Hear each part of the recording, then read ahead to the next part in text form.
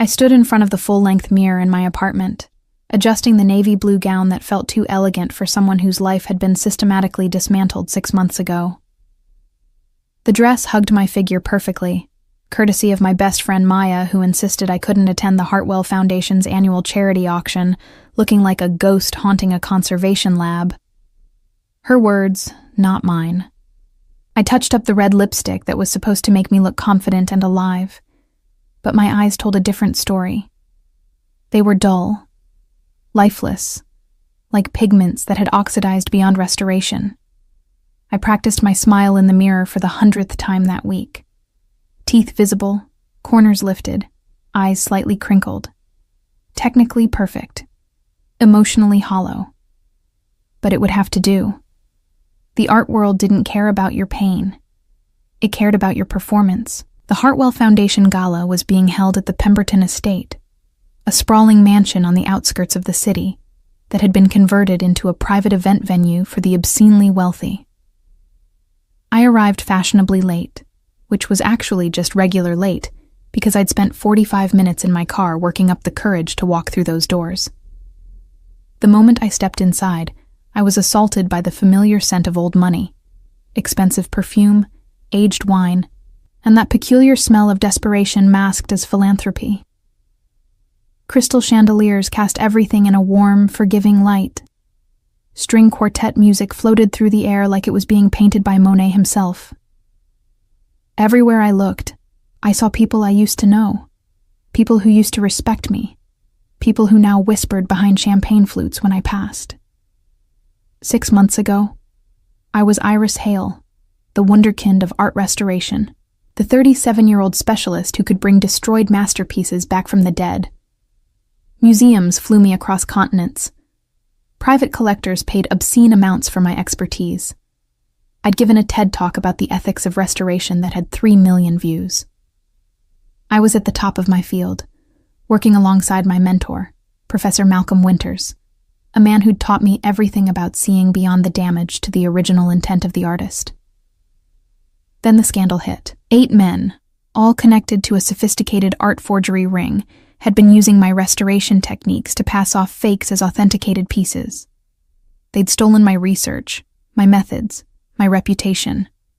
Worse, they'd implicated Malcolm, suggesting he was complicit. The accusation alone killed him. He had a heart attack in his study, surrounded by the paintings he loved, 3 days after the first article ran. The police investigation cleared him posthumously, but the damage was done. My career was in ruins. The art world had turned its back on both of us. I grabbed a glass of champagne from a passing waiter and downed half of it immediately. Dutch courage, my grandmother used to call it. I needed all the courage I could manufacture tonight, because this gala was full of people who either pitied me, or blamed me, or both. I spotted Marcus Doyle near the Baroque paintings, one of the 8 men who'd destroyed my life. He was laughing, actually laughing, with a group of collectors, completely unbothered by the fact that his forgery operation had stolen 5 years of my research and driven a good man to his grave. The police said they didn't have enough evidence. The district attorney said it was a complex white-collar case that would take years to build.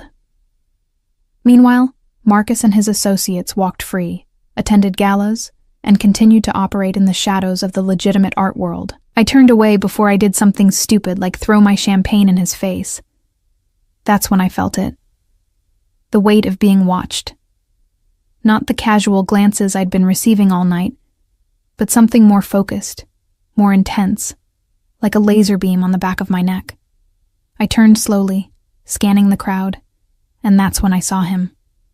He was standing near the French doors that led to the garden terrace, a man I'd never seen before, but who somehow looked like he owned the entire estate and everyone in it. Tall, probably 6'2", with dark hair swept back in that effortlessly elegant way that suggested either excellent genetics or an expensive stylist. He wore a black tuxedo that fit him like it had been sewn directly onto his body by Italian tailors, who understood that some men were meant to look dangerous in formal wear. But it was his eyes that stopped me.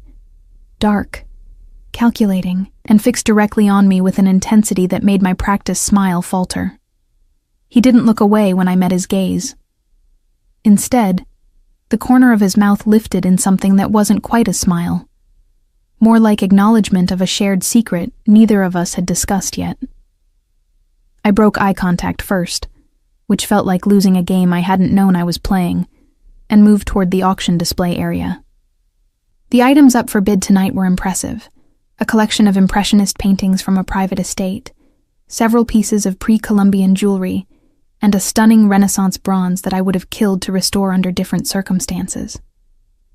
I pretended to examine a Monet water lily painting, but I couldn't shake the feeling of being observed. When I glanced over my shoulder, he was closer now, having moved through the crowd with the kind of fluid grace that suggested he was very comfortable in spaces designed to intimidate. He was talking to an older woman wearing enough diamonds to fund a small museum, but his eyes flickered to me every few seconds, like he was tracking my movement while maintaining social niceties. "Iris Hale," a voice said beside me, and I jumped slightly. It was Constance Hartwell herself, the Foundation's director, a woman in her 60s with impeccable taste and a reputation for being both generous and shrewd. "I'm so glad you could make it tonight. How are you holding up?" The question was delivered with genuine concern, which somehow made it worse. I gave her my practiced smile, the one I'd perfected in front of the mirror. "I'm well, thank you for inviting me. The collection tonight is extraordinary." She studied me for a moment, and I could see her cataloging the lies in my expression, but she was too polite to call me out on it. "Malcolm would have loved this. He was always passionate about making art accessible." The mention of his name was a knife between my ribs, but I kept smiling. "He would have bid on everything and bankrupted himself doing it." Constance laughed, squeezed my arm gently, and moved on to greet other guests. I was left standing alone again, clutching my champagne glass like it was the only thing tethering me to reality. That's when I felt a presence beside me, close enough that I could smell expensive cologne and something else. Something darker, like leather and smoke. "That smile doesn't reach your eyes." The voice was deep, measured, with a slight accent I couldn't quite place. British, maybe, but softened by time spent elsewhere. I turned and found myself face to face with the man who'd been watching me all night. Up close, he was even more striking. Sharp cheekbones, a jaw that could cut glass, and those dark eyes that seemed to see straight through the performance I'd been giving for the past 6 months. "Excuse me?" I said, trying to sound offended but mostly just surprised by his directness. "Your smile," he repeated, gesturing slightly toward my face with the whiskey glass in his hand. "It's technically perfect. Good muscle control, appropriate eye crinkling, but there's no joy behind it. Just practiced muscle memory. I'm curious what killed it. I should have walked away." This man was clearly dangerous in ways that had nothing to do with physical threat, and everything to do with the way he looked at people like they were puzzles to be solved. But 6 months of playing nice with police who did nothing, lawyers who were useless, and art world colleagues who abandoned me had left me tired of performing. "Why do you care?" I asked, taking a sip of champagne to steady myself. He smiled then, a real one that transformed his entire face from intimidating to devastating. "Because I've spent the last 30 minutes watching you move through this room like a ghost at your own funeral, and I find ghosts far more interesting than the living. Also because you look directly at Marcus Doyle with the kind of hatred that usually precedes either a brilliant revenge or a total breakdown, and I'd like to know which one I'm about to witness." The fact that he'd noticed, that he'd read the situation so accurately, should have frightened me. Instead, it felt like relief. Someone finally saw through the pretense. "You don't know me," I said, but it came out weaker than I intended. "No," he agreed, "but I know men like Doyle, parasites who build empires on other people's talent, and I know the look of someone who's been systematically destroyed by people who should be in prison but aren't because the system is designed to protect them." He paused, studying me with those unnerving dark eyes. So, I'll ask you again, and you have 3 seconds to decide if you're going to keep lying or tell me the truth. Who killed your smile, Iris Hale? The use of my name, which I hadn't given him, should have been a red flag. But I was so tired of carrying the weight alone, of pretending everything was fine when my entire life had been demolished. So I told him, not everything, not yet, but enough. 8 men, I said quietly, aware that we were in a public space where anyone could overhear. They stole years of my restoration research, used it to authenticate forgeries worth millions, and when the operation was exposed, they made sure the blame fell on me and my mentor, Malcolm Winters. Maybe you heard about him.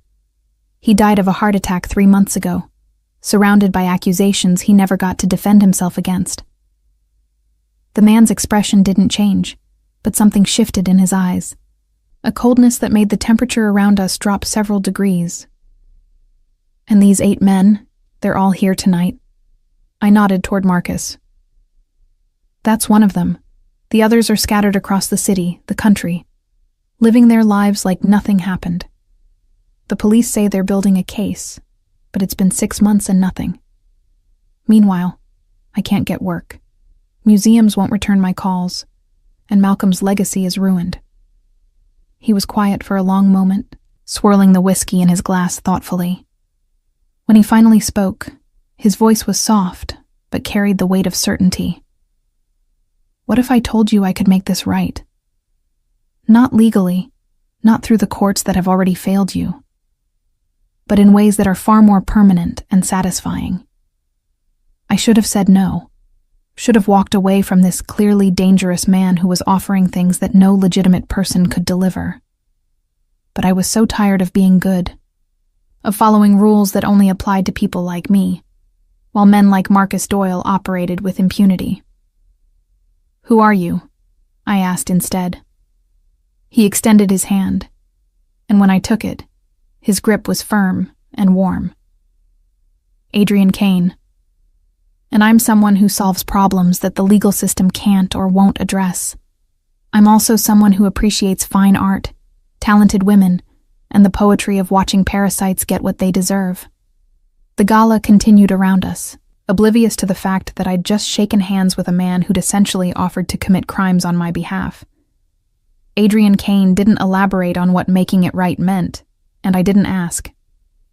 Instead, he guided me toward the terrace with a hand barely touching the small of my back, a gesture that was simultaneously chivalrous and possessive. The cool night air hit my face, and I realized I'd been holding my breath inside the crowded ballroom. We weren't alone on the terrace. Several other guests were scattered around enjoying cigarettes and private conversations, but Adrian led me to a corner partially hidden by climbing roses that had been trained over a trellis. The string quartet music drifted out through the open doors, mingling with the sound of the fountain in the garden below. "Tell me about the 8 men," he said, leaning against the stone balustrade with casual elegance. "Not just what they did, but who they are. Names, locations, what makes them untouchable." I should have refused, should have made polite excuses and returned to the safety of the crowd. But standing there in the moonlight with a dangerous stranger who actually listened, actually cared about the details of my destruction, I found myself talking. I told him about Marcus Doyle, who ran a prestigious gallery in Soho and had connections with half the museum directors in the country. About Vincent Russo, who owned a restoration supply company and had used his access to my materials orders to replicate my techniques. About James Whitmore, the auction house specialist, who'd authenticated the forgeries using my stolen methodology. I listed all 8 names, their businesses, their addresses, everything I'd compiled during sleepless nights when grief and rage kept me staring at my ceiling. Adrian listened without interrupting, occasionally sipping his whiskey, his expression unreadable in the dim light. When I finished, he was quiet for a long moment, and I suddenly felt foolish for having revealed so much to a complete stranger. "I'm sorry," I said, wrapping my arms around myself against the evening chill. I don't know why I told you all of that. You must think I'm insane. He pushed off the balustrade and moved closer, near enough that I could see gold flecks in his dark eyes. I think you're someone who's been failed by every system meant to protect you. I think you're someone who deserves justice, even if that justice comes from unconventional sources. And I think you're far more interesting than anyone else in that ballroom. You still haven't told me what you actually do, I said, trying to regain some sense of control over this conversation that had spun wildly beyond normal gala small talk. I acquire things, he said simply. Art, antiquities, objects of value that have gone missing or been stolen. Sometimes I return them to their rightful owners. Sometimes I facilitate their movement to people who appreciate them more than those who originally possessed them. I operate in the spaces between legal and illegal, and I'm very good at what I do. The implication was clear. Adrian Kane was a criminal, probably a high-level art thief, definitely someone I should walk away from immediately. But he was also offering me something the police, the lawyers, and the entire justice system hadn't been able to deliver. Actual consequences for the men who'd destroyed my life. What would making this right look like? I asked, my voice barely above a whisper. He smiled, and it wasn't a nice smile. It was the smile of a predator who'd just spotted prey. That depends on what you want. If you want them scared, that's simple. If you want them ruined financially, that takes more time, but it's doable. If you want them to disappear. He let the sentence hang in the air between us, unfinished, but clear. I felt a thrill run through me that was equal parts terror and excitement. This man was offering me revenge, real revenge, not the symbolic kind where I wrote think pieces about the flaws in the art world or gave interviews about being a victim. He was offering me the kind of revenge that had weight and permanence. I want them to understand what they took from me, I said finally. I want them to feel the fear Malcolm felt when his life's work was questioned. I want them to lose sleep, to look over their shoulders, to know that their actions have consequences even if the law won't enforce them. Adrian's smile widened. That's a good answer. Specific enough to be actionable, vague enough to give me room to work. I can do that for you, Iris. In fact, I'd enjoy doing it. But I need you to understand something first. He moved even closer, close enough that I could feel the heat radiating off his body in the cool night air. Once I start, there's no going back. These men will know someone is coming for them, and they'll react. Some will run, some will fight. And when it's over, the landscape of your world will be different. You need to be sure this is what you want. I thought about Malcolm's funeral, the small crowd of people who'd shown up, how I'd stood in the rain watching them lower his casket into the ground, while Marcus Doyle and his associates were probably celebrating another successful sale. I thought about the sleepless nights, the panic attacks, the way I couldn't look at a painting anymore without seeing all the ways it could be forged, corrupted, destroyed. I thought about my practiced smile in the mirror and how empty I felt performing normalcy for a world that had abandoned me. I'm sure, I said. Adrian studied me for a long moment, and I had the sense he was making some kind of calculation, weighing risk against reward in ways I couldn't comprehend. Then he nodded. Good. In that case, consider it done. You'll start seeing results within a week. Don't ask me for details. Don't try to contact me. And for God's sake, don't talk to the police if they start asking questions. Can you do that? How will I know it's working? I asked. You'll know, he said simply. The men who killed your smile will start disappearing from your world, one by one. Some literally, some figuratively, but all of them permanently. And Iris? He reached out and tucked a strand of hair behind my ear in a gesture that was surprisingly intimate.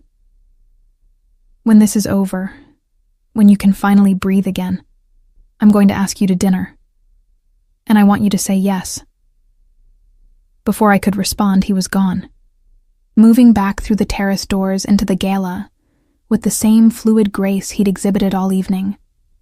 I stood alone in the moonlight, my heart pounding, wondering what I'd just set in motion, and why the prospect of having dinner with a criminal felt less dangerous than the life I'd been living for the past 6 months. I stayed on the terrace for another 10 minutes, trying to process what had just happened. The rational part of my brain was screaming that I'd made a terrible mistake, that I'd just enlisted the help of someone who was probably going to make everything worse. But the exhausted, grief-stricken, angry part of me felt something I hadn't felt in months. Hope. Not the fragile, desperate hope that the police would suddenly become competent, or that the art world would magically forgive me. This was darker, sharper hope, the kind that came with teeth and claws, and the promise of blood. When I finally went back inside, the auction was in full swing. I watched from the back of the room as paintings and sculptures sold for astronomical amounts, money flowing freely among people who viewed art as investment rather than soul. Marcus Doyle won the bidding on a small Degas, looking pleased with himself as he accepted congratulations from his circle of sycophants. I wondered which of the 8 he'd be, the first to disappear or the last. I wondered if he'd see it coming. The rest of the evening passed in a blur. I made small talk, smiled my practice smile, and pretended to be the professional art restorer, who was definitely fine and absolutely not conspiring with a criminal mastermind I'd met 2 hours ago. When I finally made it back to my apartment around midnight, I collapsed on my couch, still wearing my gown, and stared at my phone. No calls, no messages, no evidence that the conversation on the terrace had even happened. I pulled up a search for Adrian Kane and found nothing. Well, not nothing. There were several Adrian Kanes in the world: a dentist in Ohio, a real estate agent in Florida, a professor of medieval literature in Scotland, but none that matched the man I'd met tonight. It was like he didn't exist, which probably meant he was very good at what he did. I changed out of my gown and into pajamas, washed off the carefully applied makeup, and stared at myself in the bathroom mirror. My face looked different somehow, like something had shifted beneath the surface. The practiced smile was gone, replaced by an expression I couldn't quite name. Anticipation, maybe. Or the beginning of transformation. I thought about what Adrian had said, about how I'd been moving through the gala like a ghost at my own funeral. He wasn't wrong. For 6 months, I'd been haunting my own life, going through the motions of existence without actually living. Maybe that was about to change. Maybe accepting help from someone who operated outside the law was exactly what I needed to start feeling human again. Or maybe I was justifying making a deal with the devil because I was too tired to keep fighting alone. Sleep didn't come easily that night. I kept replaying the conversation, analyzing every word, every gesture, trying to determine if Adrian Kane was genuine, or if I'd just been manipulated by someone with a different agenda. But every time I circled back to doubt, I remembered the way he'd looked at Marcus Doyle, the cold calculation in his eyes that promised consequences. Whatever Adrian's motivations were, I believed he would do what he'd promised. The question was whether I could live with what came next. I finally fell asleep around 3 a.m, and I dreamed of paintings that restored themselves, of forgeries burning in flames that didn't consume the originals, of Malcolm standing in his study smiling at me with approval that felt like blessing, or warning, or both. The first one disappeared on Tuesday morning. I was having coffee at my kitchen table, scrolling through Art World news on my tablet, when I saw the headline, "Prominent gallery owner Marcus Doyle missing, apartment found empty."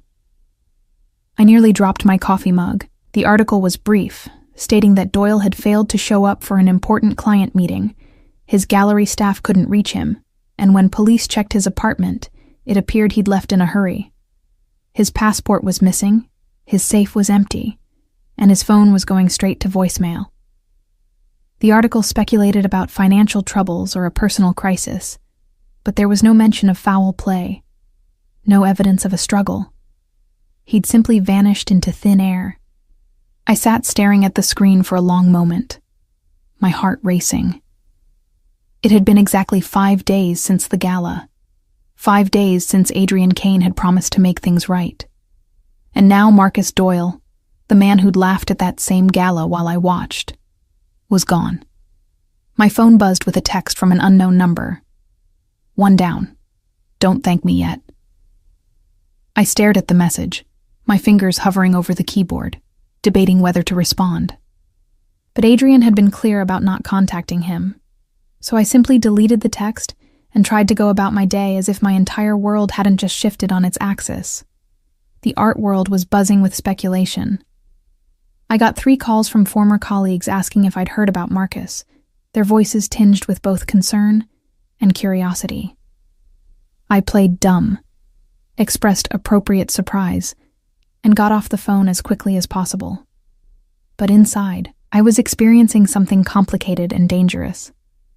Satisfaction. Dark, guilty satisfaction that one of the men who'd destroyed my life was now experiencing consequences. That evening, I was working in my home studio, trying to restore a small 18th century portrait for one of the few clients who still trusted me, when someone knocked on my door. I wasn't expecting anyone, and my first paranoid thought was that it was the police, that somehow they'd connected me to Marcus's disappearance. But when I checked the peephole, I saw a delivery driver holding a large flat package. I opened the door cautiously. "Iris Hale?" the driver asked, checking his electronic tablet. "Yes," I confirmed, signing for the package even as my mind raced about what it could be. The driver left, and I carried the package to my studio, my hands shaking slightly as I carefully cut away the protective wrapping. Inside was a painting, and not just any painting. It was a small Dutch Golden Age still life, the kind of work that museums killed for, depicting a table laden with fruit, a half-peeled lemon, and a silver pitcher that seemed to glow with inner light. But what made me gasp was the signature in the corner. This was a real Jan van Huysum, a master whose works were worth millions.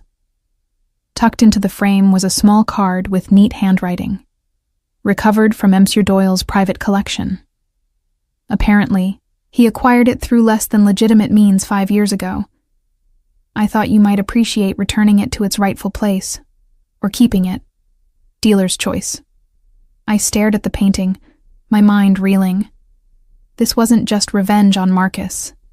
Adrian was returning stolen art, righting wrongs that went beyond just my personal grievance.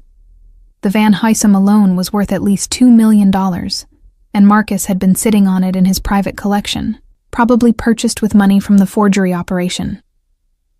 I called the Davenport Museum, where the painting had been reported stolen in 2019, and spoke with their director, Caroline Chen, whom I'd worked with years ago. "Caroline, this is Iris Hale. I have something extraordinary to tell you." Within 3 hours, I was sitting in her office while authentication experts examined the Van Huysum, with the kind of reverence usually reserved for religious relics. Caroline kept looking at me with questions in her eyes, questions about how I'd come to possess a stolen masterpiece worth millions. I stuck to the story I'd prepared. It had been delivered anonymously with a note suggesting I authenticate it and return it to its rightful owners. "But why you?" Caroline asked, her sharp eyes studying me. "Why would someone send this to you specifically?" I shrugged, trying to look as confused as she was. Maybe because of my reputation for restoration? Maybe because whoever took it from Doyle wanted it returned properly?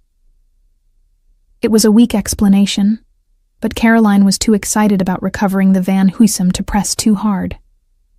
The museum announced the recovery the next morning, praising an anonymous source working with restoration specialist Iris Hale for returning the stolen masterpiece.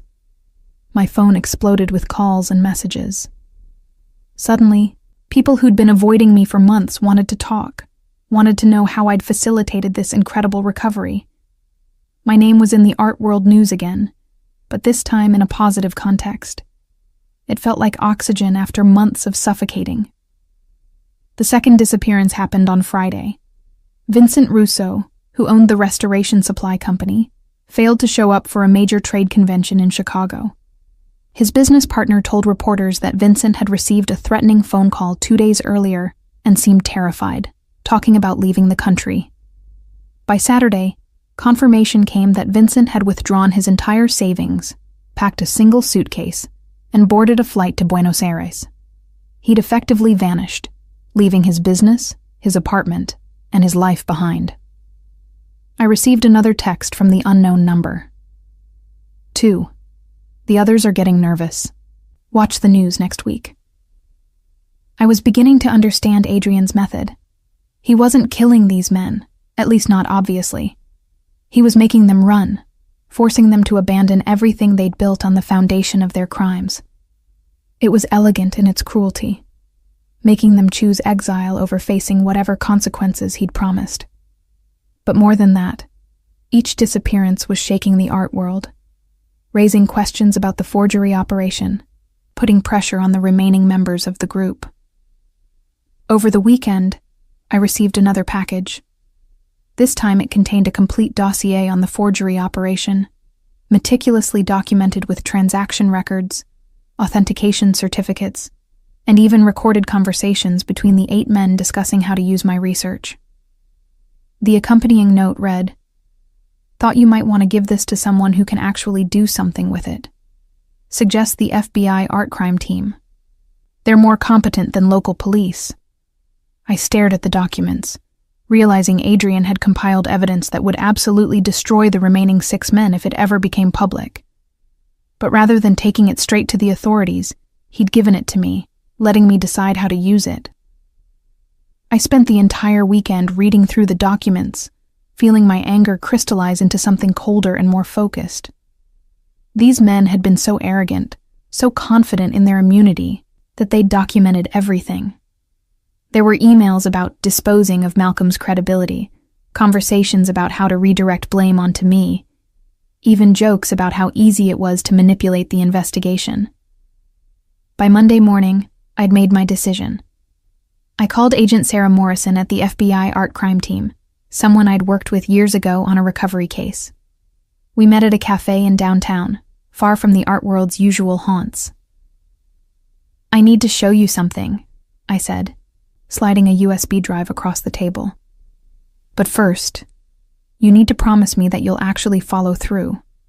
No more bureaucratic delays, no more building a case while these men walk free."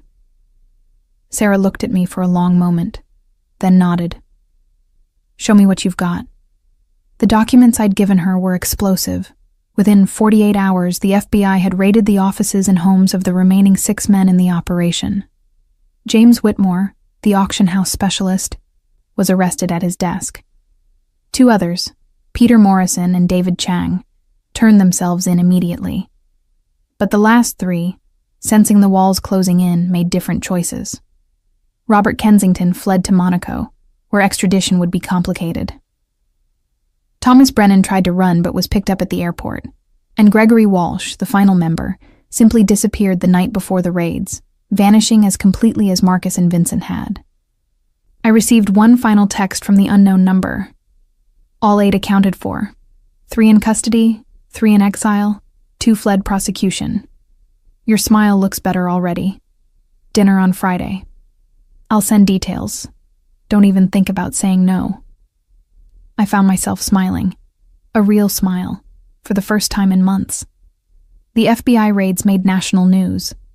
The forgery operation was exposed in detail, and Malcolm's name was finally, officially cleared. Museums issued statements. Auction houses apologized, and suddenly everyone wanted to talk about the injustice that had been done to both of us. My phone rang constantly with interview requests, job offers, invitations to speak at conferences. The art world's memory was conveniently short, and now that the truth was public, everyone wanted to be on the right side of history.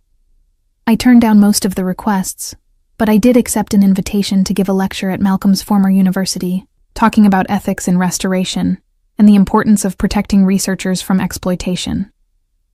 Standing at that podium, looking out at students who reminded me of myself 20 years ago, I felt something shift in my chest. The weight I'd been carrying started to lift. That Friday evening, a car service arrived at my apartment at 7 o'clock sharp. The driver handed me a note. Thought you might enjoy a proper thank you dinner. Address is pre-programmed. Wear something that makes you feel powerful. I changed 3 times before settling on a black dress that was elegant without being overly formal, paired with the vintage emerald earrings Malcolm had given me when I completed my first major restoration. Looking at myself in the mirror, I realized my smile had changed. It wasn't the practiced empty expression I'd been wearing for months. There was life in it now, and something else too. Anticipation. The car took me to an address in the warehouse district, which seemed unusual for a dinner venue, until we pulled up to a converted industrial building with subtle lighting and a single unmarked door. The driver opened my door with a professional nod. Mr. Kane is expecting you on the top floor. I took the private elevator up, my heart beating faster with each floor we climbed. When the doors opened, I stepped into a space that took my breath away. The entire top floor had been converted into a private gallery and living space, with exposed brick walls, soaring ceilings, and track lighting that showcased an absolutely stunning collection of art. But these weren't just any paintings. Every piece I could see was a masterwork, the kind of thing that should be in major museums. A small Vermeer, a Caravaggio sketch, a Chinese scroll that had to be from the Tang dynasty, a bronze sculpture that I was almost certain was a lost Donatello. This was a fortune in art, and all of it probably stolen. Adrian stood near the floor-to-ceiling windows overlooking the city, wearing dark slacks and a white shirt with the sleeves rolled up, looking simultaneously relaxed and dangerous. "Welcome to my collection," he said, gesturing around the space. "I thought you'd appreciate seeing what I've been recovering over the years." I walked slowly through the room, my professional eye cataloging each piece while my moral compass spun wildly. "These should be in museums," I said, stopping in front of the Caravaggio. "Some of them," he agreed, coming to stand beside me. "And eventually, they will be. I acquire art that's been stolen or lost, keep it safe, study it, and then return it to appropriate institutions when the time is right. Think of me as a very private, very illegal temporary custodian." "That's not how the law sees it," I pointed out, though my voice lacked conviction. He smiled. "The law also failed to protect you, failed Malcolm, and would have let those 8 men continue operating indefinitely.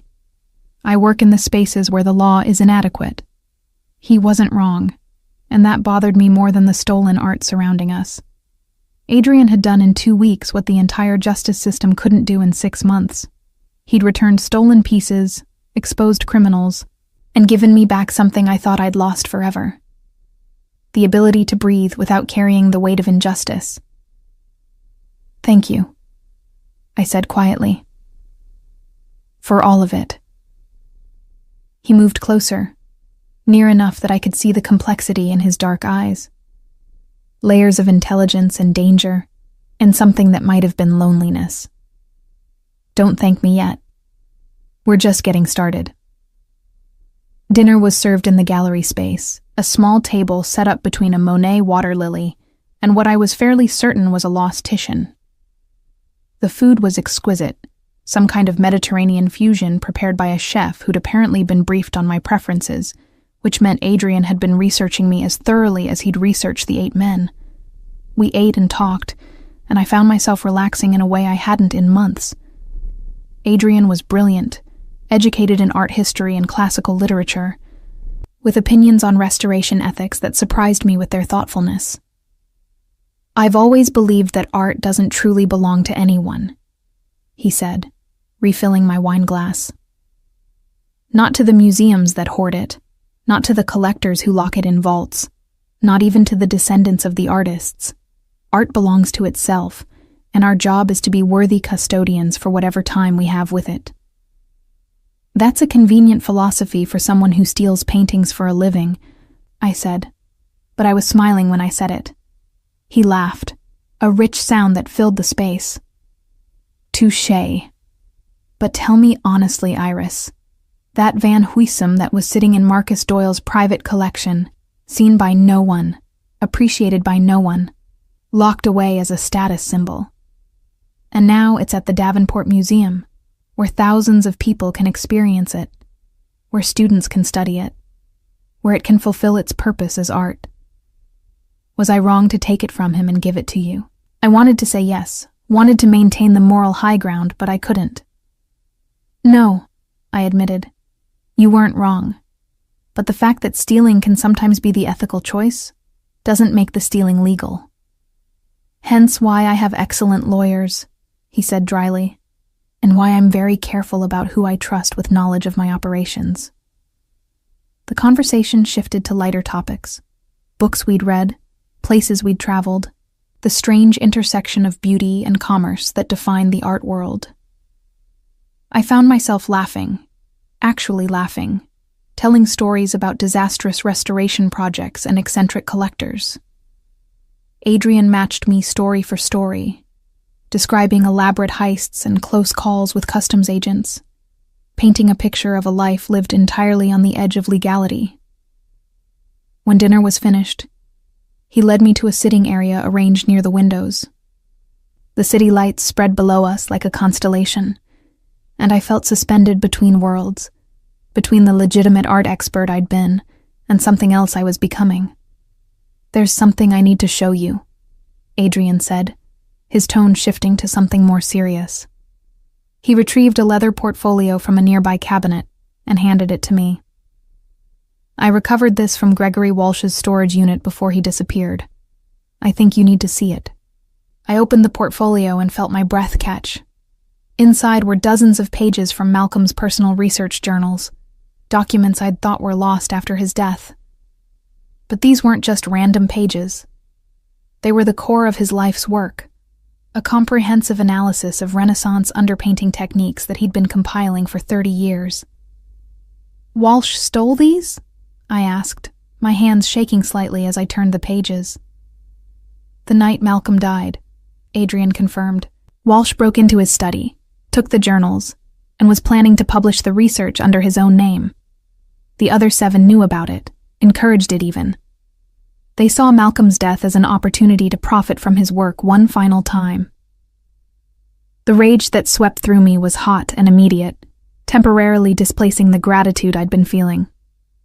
They didn't just ruin his reputation, they robbed his legacy. Yes, Adrian said simply. Which is why I made sure Walsh's disappearance was particularly uncomfortable. He's currently in a country with no extradition treaty and no art world connections, working as a manual laborer because his accounts were frozen and his passport was flagged. He'll spend the rest of his life looking over his shoulder. I looked up from the journals to find Adrian watching me with an intensity that made my pulse quicken. Why are you doing all of this? And don't say it's because you appreciate fine art or talented women. There's something else. He was quiet for a long moment, and I thought he might not answer. Then he moved to the window, staring out at the city lights. 5 years ago, I tried to go legitimate. I'd made enough money, acquired enough art to broker deals legally. I opened a gallery, hired staff, did everything by the book. Then a collector accused me of selling him a forgery. It wasn't true. The painting was authentic, and I had documentation proving it. But the collector had connections, and suddenly I was being investigated for fraud. My assets were frozen, and my reputation was destroyed. The charges were eventually dropped, but by then it was too late. The legitimate art world had turned its back on me, and I realized that playing by the rules only works if everyone else is playing by the rules too. He turned back to face me. When I saw you at that gala, I recognized something familiar. The way you moved through that space, how you'd been punished for other people's crimes, how the system that was supposed to protect you had failed spectacularly. I know what it's like to have your professional life destroyed by people who should be in prison but aren't. So yes, I helped you for selfish reasons. Because saving you felt like getting revenge for my own past. Because maybe if I could give you justice, it would matter that I never got any. The honesty in his voice, the vulnerability beneath the dangerous exterior, made something shift in my chest. I stood and crossed to where he was standing, close enough that I could see my reflection in his dark eyes. "You did more than give me justice," I said quietly. "You gave me back my life. My career is recovering, Malcolm's name is cleared, and for the first time in months, I can look at a painting without feeling sick. I don't care if your reasons were selfish. You saved me when no one else would." "Iris," he said, my name a warning or a prayer, I couldn't tell which. Then his hand came up to cup my face, his thumb tracing along my cheekbone with surprising gentleness.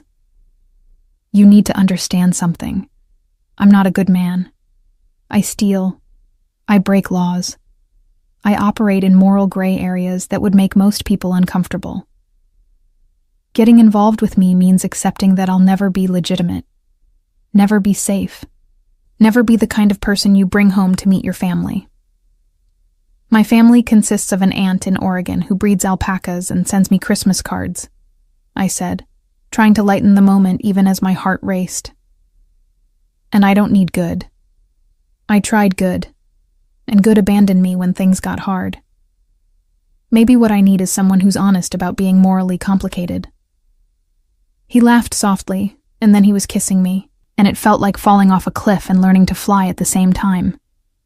His kiss was demanding but patient, thorough but exploratory, the kiss of someone who knew exactly what he wanted and was willing to take his time getting it. When we finally broke apart, I was breathing hard, my carefully constructed walls completely demolished. "Stay," he said, not a question but not quite a command either. "Stay tonight. Let me show you what it's like to live without performing, without pretending, without that practiced smile that doesn't reach your eyes." I should have said no, should have maintained professional distance, kept him at arm's length, protected myself from getting tangled up with a criminal no matter how attractive or helpful he'd been. But I was tired of should, tired of playing it safe in a world that hadn't kept me safe, tired of following rules that only seemed to apply to people like me. So I stayed. We talked until 2 a.m, surrounded by stolen masterpieces and wine glasses, and the comfortable intimacy of two people who'd recognized something broken in each other and decided it was worth fixing. Adrian told me about growing up in London, about how his father had been a museum curator who taught him to see art as stories frozen in time. I told him about Malcolm, about the day I'd discovered restoration and felt like I'd found my purpose, about the panic attacks I'd been having since the scandal broke. When we finally moved to his bedroom, it felt natural, inevitable, like a painting finally revealing the image that had been hidden beneath layers of grime.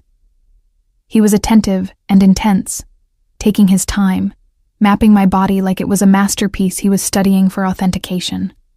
Afterwards, lying in his bed with the city lights filtering through the windows, I felt more myself than I had in months. "This is probably a terrible idea," I said, my head on his chest, listening to his heartbeat. "Probably," he agreed, his fingers tracing patterns on my shoulder. "But the best art is always a little bit dangerous. It challenges, it disrupts. It makes you question everything you thought you knew. Why should love be any different?" "Who said anything about love?" I asked, but there was no bite in it. He smiled. I could feel it even without looking at his face. "Give it time. You'll get there." I woke the next morning to the smell of coffee and the sight of Adrian standing at the stove, making breakfast with the same focused intensity he brought to everything else. I borrowed one of his shirts and joined him, feeling simultaneously comfortable and terrified by how natural this felt. We ate breakfast surrounded by art that should have been in museums, and I found myself thinking about ethics, about the line between legal and moral, about how the past 6 months had fundamentally changed my understanding of justice. "I have a proposal for you," Adrian said, refilling my coffee cup. "I need someone I can trust to authenticate pieces I recover. Someone with your expertise and your understanding of how complicated the art world actually is. The pay would be excellent, the work would be fascinating, and you'd be helping return stolen art to its rightful places. Interested?" It was a job offer that would make me complicit in his criminal operations, that would move me from victim of injustice to active participant in vigilante justice. Every rational part of my brain said I should refuse. What would that actually involve? I asked instead. Authenticating pieces I acquire, helping me determine their provenance, advising on the best way to return them to appropriate institutions. Think of it as restoration work. But instead of repairing paintings, you'd be repairing the damage done by thieves and forgers. And if I authenticate something, and you decide to keep it instead of returning it? He met my eyes steadily. Then you'd tell me I was being an ass and making the wrong choice. And I'd listen to you because I respect your opinion, and because you're right, that art belongs in places where people can experience it. I thought about the Van Huysum now hanging in the Davenport Museum. About Malcolm's journals returned to me, so his legacy could be properly preserved. About the 8 men who'd destroyed lives facing actual consequences for the first time. I want to think about it, I said finally. Take all the time you need, he replied. But Iris, whether you accept the job or not, I'm not walking away from this. He gestured between us. From you. Last night wasn't just attraction or convenience. I've spent 5 years being cynical about connection, about letting anyone close enough to matter. But you matter. So think about the job. But don't think about whether we're happening. We're already happening. I spent the next 3 weeks caught between 2 worlds. During the day, I was Iris Hale, legitimate art restoration specialist whose reputation was slowly recovering, thanks to the Van Huysum authentication and Malcolm's exoneration. I took on new clients, gave interviews about ethics in the art world, and started writing the comprehensive guide to restoration techniques that Malcolm had always wanted me to publish. At night, I was becoming someone else entirely. Someone who had drinks with a charming criminal in his gallery of stolen masterpieces. Someone who authenticated a Rembrandt sketch that Adrian had recovered from a corrupt collector in Moscow. Someone who was falling dangerously in love with a man who solved problems by making people disappear. The art world gossip machine eventually connected me to Adrian, though no one knew the full extent of our relationship or his activities. Iris Hale, seen with mysterious art consultant Adrian Kane, read one industry blog, accompanied by a photo someone had snapped of us leaving a gallery opening together. The speculation ranged from professional collaboration to romantic involvement, and I did nothing to clarify because the truth was too complicated to explain. Maya confronted me over lunch at our usual cafe 3 weeks after the gala. Okay, spill. Who is this Adrian Kane person? And why do you look like someone who's been getting very good sleep and very thorough orgasms? I nearly choked on my latte. Subtle as always, Maya. Subtlety is overrated. Come on, Iris. You've been glowing lately. Actually glowing. After months of looking like a sad Victorian ghost. This man is clearly doing something right. Tell me everything. And I mean everything, including the parts that are going to make me jealous. I told her an edited version, the basic facts about meeting Adrian at the gala, how he'd helped expose the forgery operation, how we'd started dating. I left out the criminal empire, the stolen art, the fact that he'd orchestrated the disappearance of 8 men. Some things were better kept private, especially from a best friend who was a litigation attorney with a strong sense of civic duty. He sounds too good to be true, Maya said, studying me with her lawyer eyes. Attractive, intelligent, helped you expose criminals and treats you well? What's the catch? He's complicated, I said carefully. His business operates in gray areas. Not everything he does is strictly legal. Maya's eyebrows rose. How not strictly legal are we talking? Tax evasion, art theft, international crime syndicate? I can neither confirm nor deny, I said, trying to make it sound like a joke, even though it was basically the truth. She leaned back in her chair, her expression shifting from curiosity to concern. Iris, I love you, and I'm thrilled you're happy again. But please tell me you're being careful. The last thing you need after everything you've been through is to get tangled up in something that could blow up your newly recovered reputation. I'm being careful, I assured her, which was only partially true. What I was actually being was reckless, impulsive, and completely unable to stop myself from getting more deeply involved with Adrian every day that passed. That evening, Adrian picked me up from my apartment in his sleek black car, which was definitely too expensive for someone whose official job title was vague art consultant. "I have something to show you," he said, that slight smile playing around his lips that usually meant he'd done something either impressive or illegal, or both. We drove to a warehouse on the outskirts of the city, one of several properties he owned under various corporate shells. Inside, the space had been converted into a climate-controlled storage facility, with row after row of art carefully wrapped and catalogued. "This is my active recovery collection," he explained, leading me down the aisles. "Pieces I've acquired that are waiting for the right moment to be returned to their rightful owners.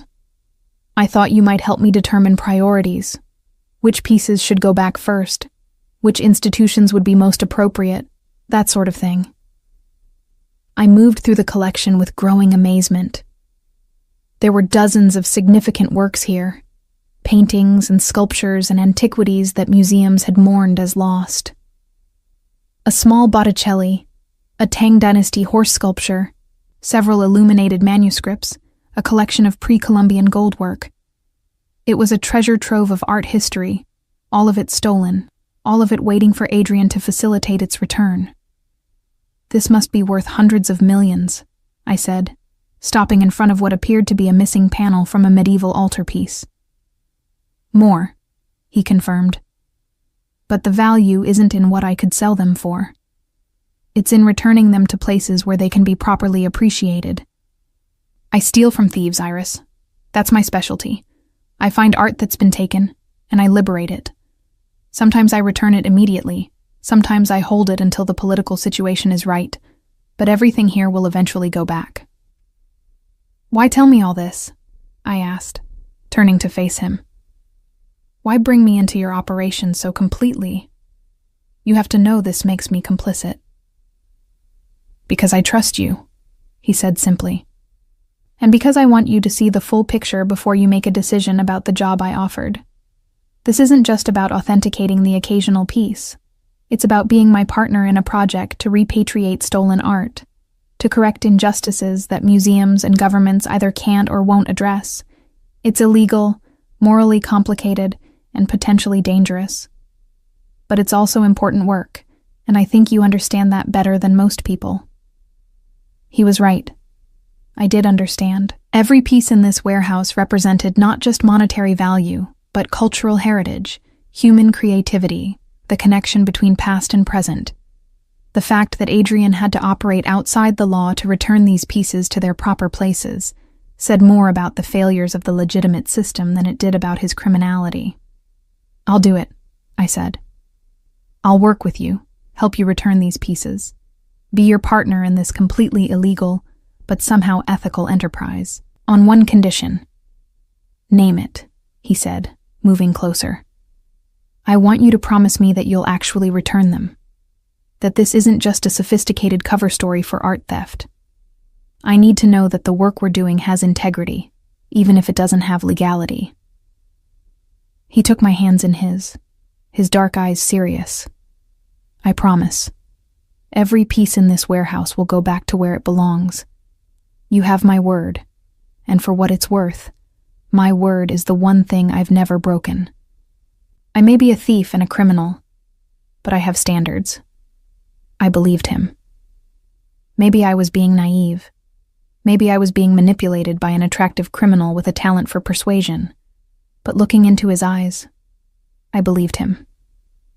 We sealed the agreement with a kiss that quickly turned heated, and ended up making love against one of the storage units, surrounded by millions of dollars in stolen art, creating our own masterpiece of questionable ethics and undeniable passion. Over the following months, I became Adrian's official partner in his recovery operations. We developed a rhythm, a system. He would acquire pieces through his network of contacts, informants, and occasional heists. I would authenticate them, research their provenance, and help determine the best institutions for their return.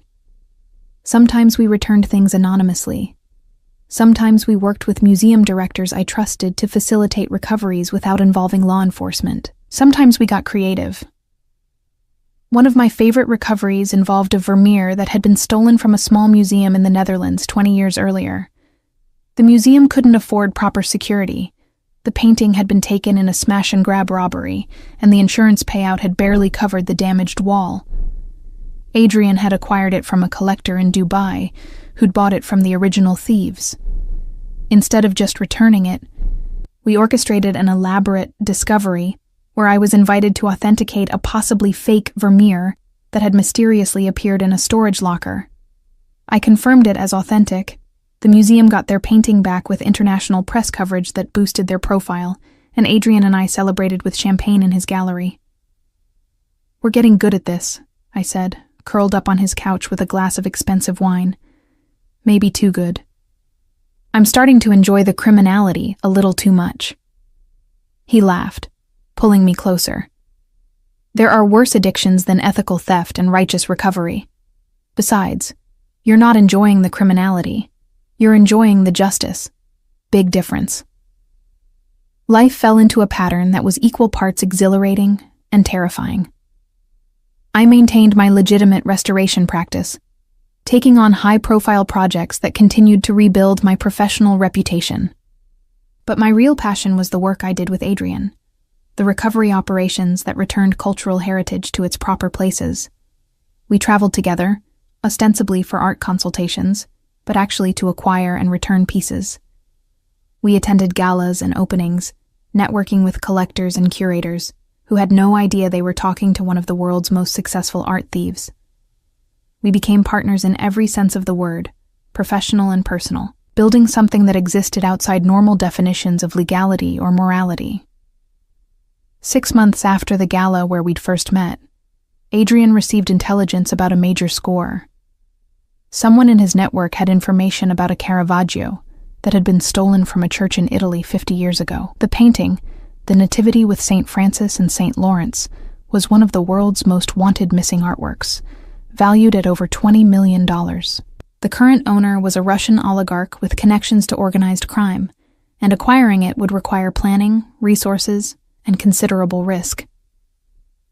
"This could be the biggest recovery we've attempted," Adrian said, spreading intelligence reports across his desk.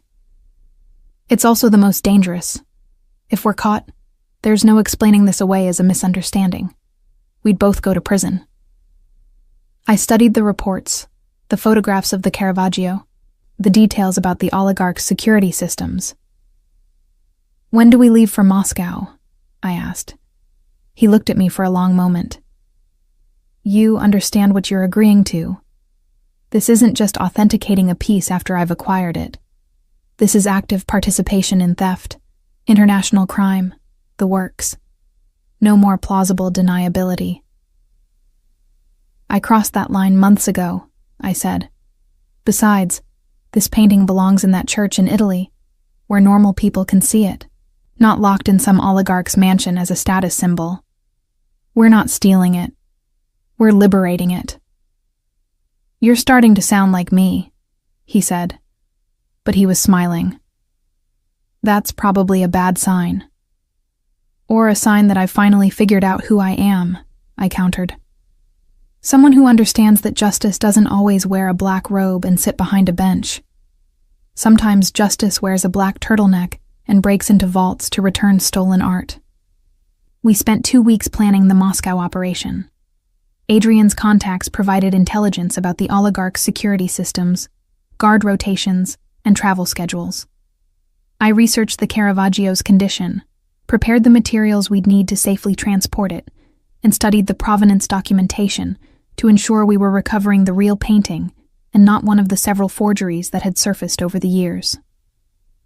The night before we left for Moscow, we had dinner at Adrian's gallery, surrounded by the art we'd recovered together. "Are you scared?"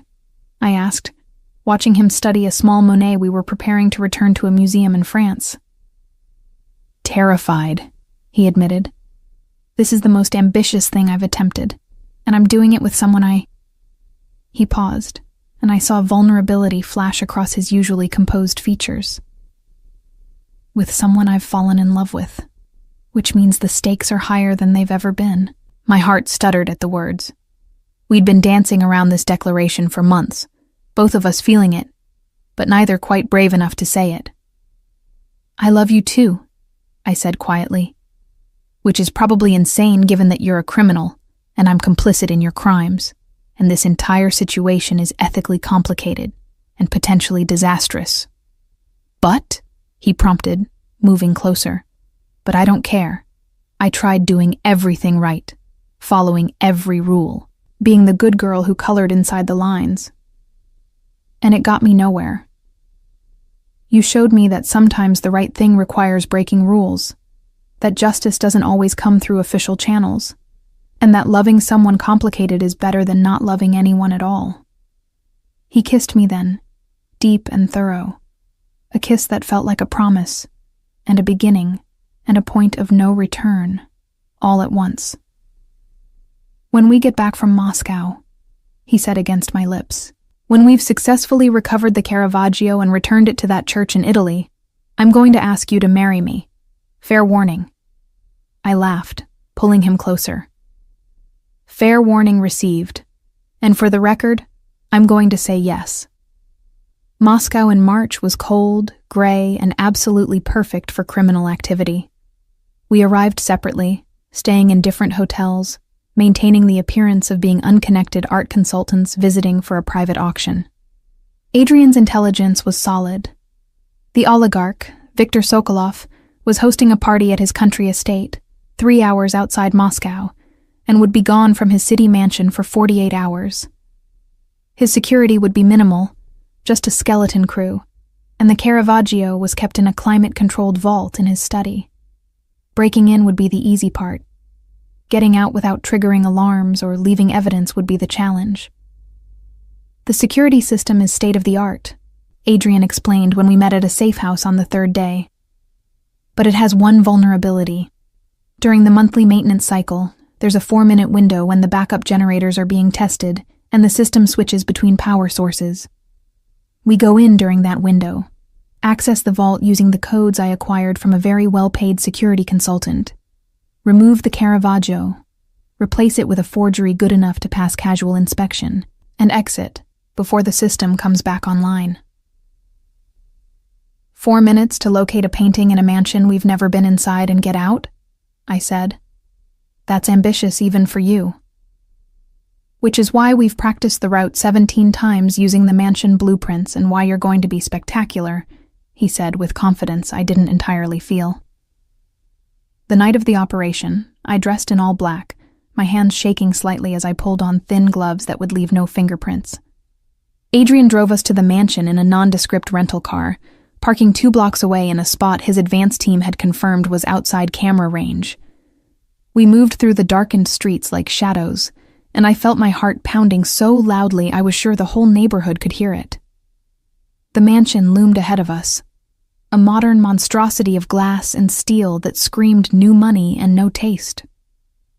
Adrian led me to a service entrance, using a key card he'd somehow acquired to bypass the lock. We were inside, moving quickly and silently through corridors lined with mediocre contemporary art that Viktor Sokolov probably thought was impressive. The study was on the 2nd floor, behind a door that required both a key card and a numerical code. Adrian handled both with practiced ease, and then we were inside, facing a wall-size safe that looked like it could withstand a nuclear blast. 3 minutes, Adrian murmured, checking his watch as he went to work on the vault. I stood watch by the door, my every sense heightened, listening for footsteps or voices that would indicate security making their rounds. Time seemed to simultaneously slow down and speed up, each second stretching out while the minutes ticked away far too quickly. There was a soft beep, and the vault door swung open. Adrian moved inside, and I followed, my breath catching at what I saw. The vault was full of art, legitimate pieces alongside obvious fakes, all of it jumbled together with no regard for value or historical significance. And there, mounted on the back wall like a trophy, was the Caravaggio. Even in the dim light of the vault, it was breathtaking. The nativity scene glowed with the master's signature use of light and shadow, the figures rendered with emotional intensity that had survived 50 years of being hidden from the world. "It's real," I whispered, moving closer to examine it. "Definitely the original.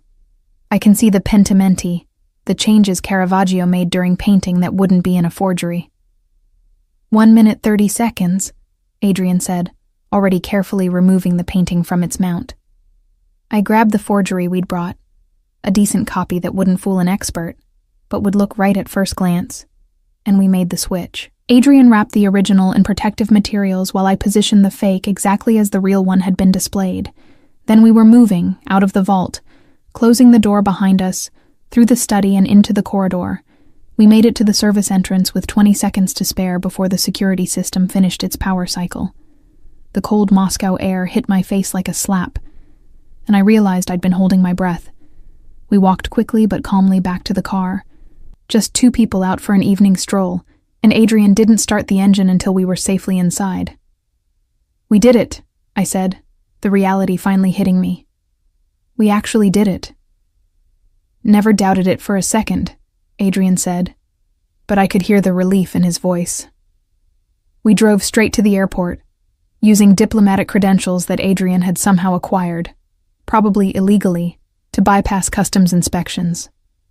The Caravaggio traveled with us in a specially designed case that looked like photography equipment, and 12 hours later we were landing in Rome. We didn't go directly to the church in Palermo where the painting had been stolen from. First, we needed to arrange the return properly, create a narrative that would allow the church to reclaim their masterpiece without awkward questions about where it had been for 50 years. Adrian had a contact at the Vatican, a cardinal who was pragmatic about art recovery, and understood that sometimes getting pieces back required looking the other way about how they were acquired. We met with Cardinal Benedetti in a quiet cafe near St. Peter's Square, the Caravaggio secured in a hotel vault nearby. "You have it?" the cardinal asked in accented English, his elderly face creasing with hope and concern in equal measure. "We do," Adrian confirmed. "The original, verified by Ms. Hale, who is one of the world's leading experts on Caravaggio's technique. It's in perfect condition, considering what it's been through."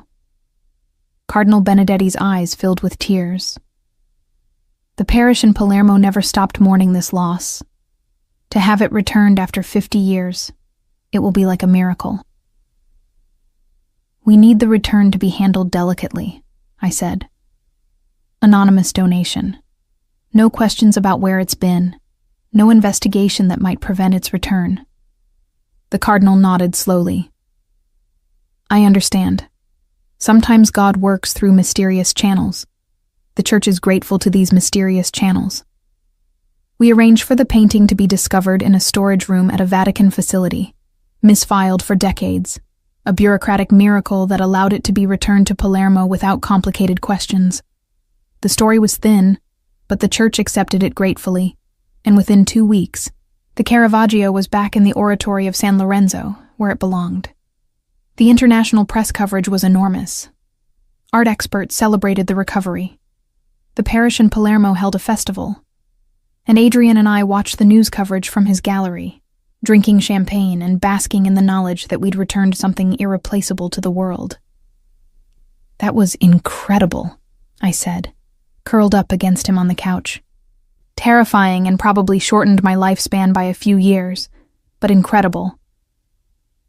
"Ready for the next one?" he asked, that familiar mischief in his eyes.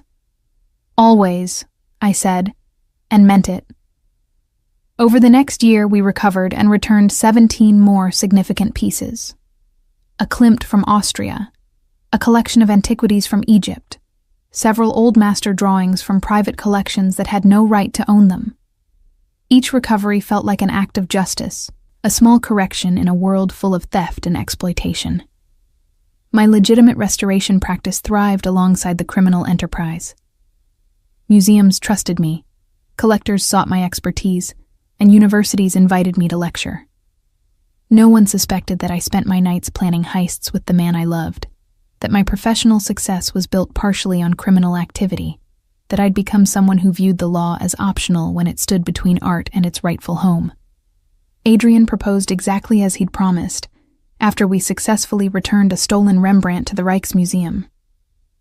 We were standing in his gallery, surrounded by the pieces we were preparing to recover next, when he got down on one knee and pulled out a ring that featured a stone I immediately recognized as having been smuggled out of a conflict zone 3 centuries ago. "This belonged to a Mughal empress," he said.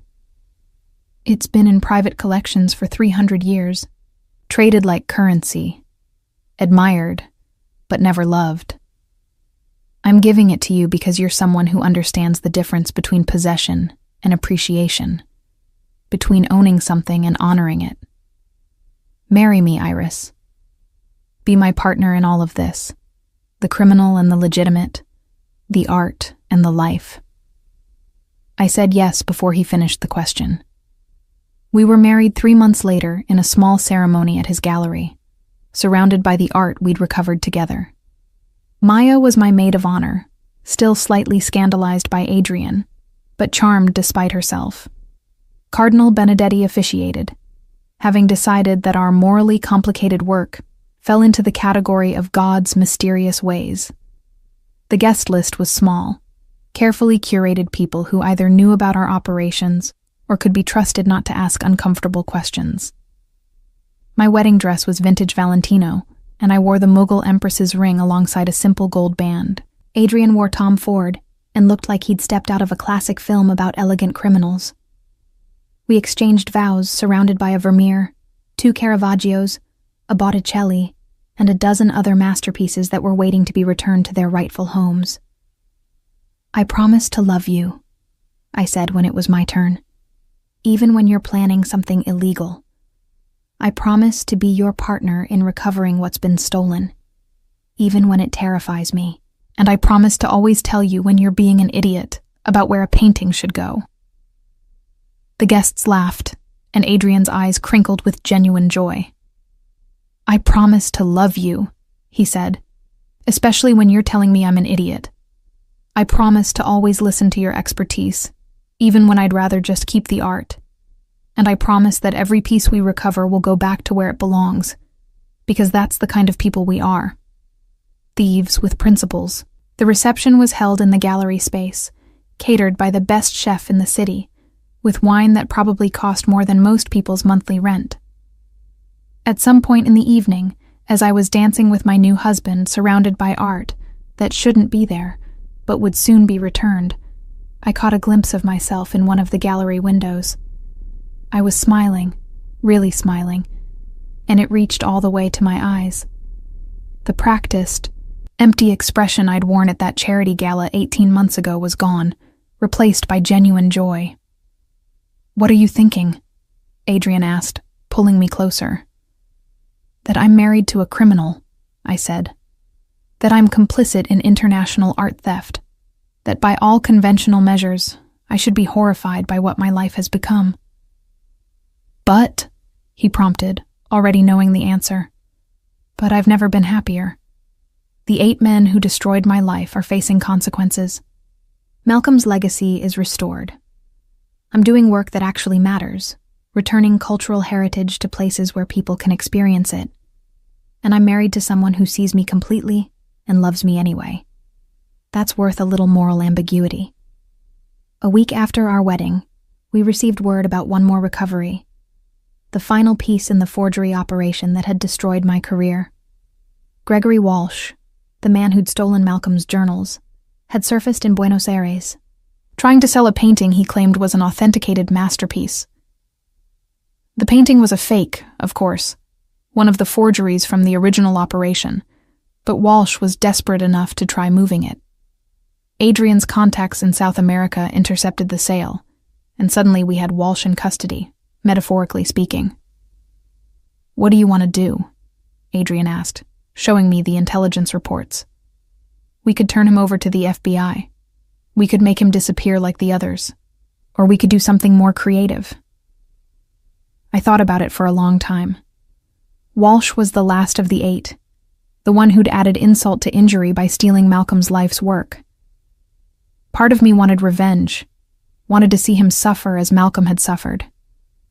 But another part, the part that had been healed by Adrian's love and our shared work, wanted something different.